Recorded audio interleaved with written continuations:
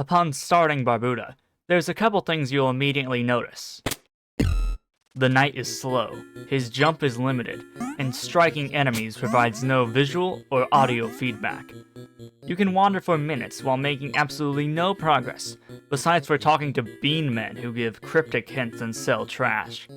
Eventually, you lose all of your lives, probably because of a jumping mushroom, and start over. Technically speaking, that doesn't really matter, because you made no progress in the first place.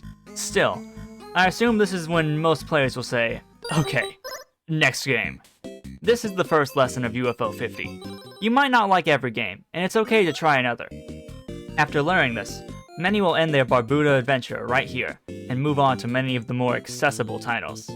Some, however, will put the cartridge back in. Perhaps it's the dark corridors of brick, the small droning sound on screen transitions, or even just the cherry red color of sprites. Something about the game's silent atmosphere beckons to be explored, which I couldn't say no to. Subsequent playthroughs resulted in collecting more money and dying less.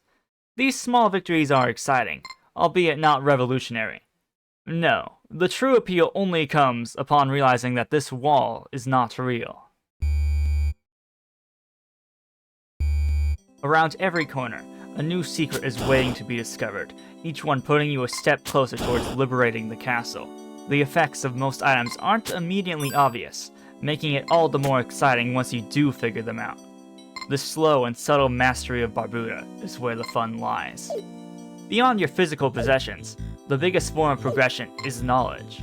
Learning the best route through the castle, memorizing solutions to puzzles, and knowing which rooms can be entirely skipped makes each run faster and more streamlined.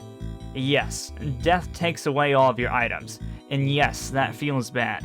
But for all of Barbuta's secrets, this is perhaps its most deceptive. It's kind of easy. Most enemies move in predictable patterns. Platforms are static. The evil skull can be entirely circumvented, and even the cherry requirement of beating the game with 6 eggs intact turns out to be quite fair. Except for bats. Fuck bats. Okay, side tangent time. The bats almost feel predictably unpredictable. They tend to move in one direction for a while, and can even get stuck in a loop on the edges of the screen, constantly moving back and forth. My gut also thinks that their movement is somehow influenced by the background tiles. Or perhaps the corridors of Barbuta have truly driven me insane. Alright, getting back on track. It's entirely the first impression that makes the game seem frustrating. The ceiling trap is an absolutely devilish piece of design, not for being an early death, but instead because it encourages new players to travel to the left. Which turns out to be 1,000 times worse than the trap ever was, since you have to contend with tough enemies that take multiple hits to kill. And even if you get past them, the most progress you can make is collecting 150 gold and buying an item from the shop. Except, you can't even buy the 200 gold item, which is the most important and would actually open some paths. Everything else results in dead ends, so backtracking to the beginning is required anyway. I think the idea of a game being bad on purpose is a bit silly, but the intro is deliberately constructed to be as unappealing as possible. This is also reflected in the movement. The knight can feel painfully slow on the flat roads of the surface, but in situations like this, where the level design is very compact, his speed is more fitting. Additionally, many of the rooms are set up in such a way where, with just a little bit of confidence and execution, you're able to do big skips and easily outrun enemies. This clever world design exists on the macro level as well. Rooms loop back on themselves and offer quick shortcuts after obtaining crucial items. Speaking of which, for your first couple playthroughs, you'll likely cling to a singular tool that catapults you towards progress. Most items provide only a small benefit, yet because your base moveset is so limited, it makes those small upgrades feel like big deals. Which only makes it all the more magical when you realize that the first item you collect, the only reason you win in the first place, isn't even required. It's a truly open-ended Metroidvania, where only 1 or 2 items at a time are required to beat the entire game, and there's multiple ways to the end. Which is what I love most about this game. Mastery. Metroid games typically end with your completion time to encourage faster playthroughs. The life system in Barbuta forces these replays onto you.